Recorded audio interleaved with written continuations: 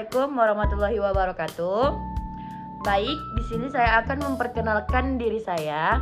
Nama saya Reika Larasati, PP saya 24 10 11 52 63 0253. Di sini saya akan menjelaskan tentang apa itu proses dan bagaimana cara menjalankan proses. Pengertian proses. Proses adalah serangkaian langkah atau tindakan yang diambil untuk mencapai suatu tujuan tertentu. Proses digunakan dalam berbagai konteks dan dapat merujuk pada tindakan fisik, aktivitas bisnis, atau bahkan peristiwa alam. Dalam pemahaman yang lebih mendalam, proses melibatkan rangkaian kejadian, terkoordinasi, dan terstruktur.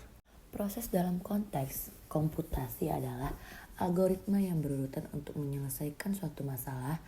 Ini adalah contoh bagaimana pengertian proses dalam sangat bervariasi tergantung pada konteksnya. Kedua, ada fungsi proses.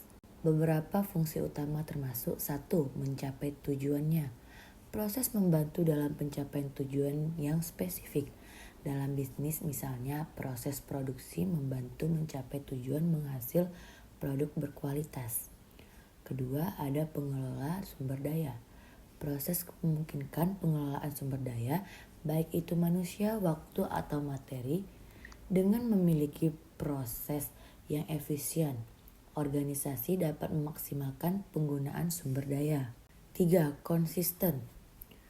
Proses yang baik memastikan konsisten dalam tindakan, misalnya dalam pelayanan pelangganan, penanganan keluhan, memastikan setiap pelangganan diperlukan dengan cara yang sama. Keempat itu ada peningkatan kualitas. Proses juga membantu dalam meningkatkan kualitas melalui pemantauan dan pengendalian yang tepat. Organisasi dapat terus-menerus meningkatkan produk atau layanan mereka. Ciri-ciri proses. Ciri-ciri proses ini ada beberapa ciri umum dari proses adalah 1. Itu ada urutan langkah. Proses melibatkan urutan langkah atau tindakan yang harus diikuti secara berurutan. Setiap langkah memiliki peran penting dalam mencapai tujuan. Yang kedua itu ada terstruktur. Proses adalah serangkaian tindakan terstruktur. Ini berarti ada aturan dan pedoman yang mengatur bagaimana proses harus dijalankan. Yang ketiga itu ada input dan output. Setiap proses memiliki input atau masukan dan output itu atau keluaran.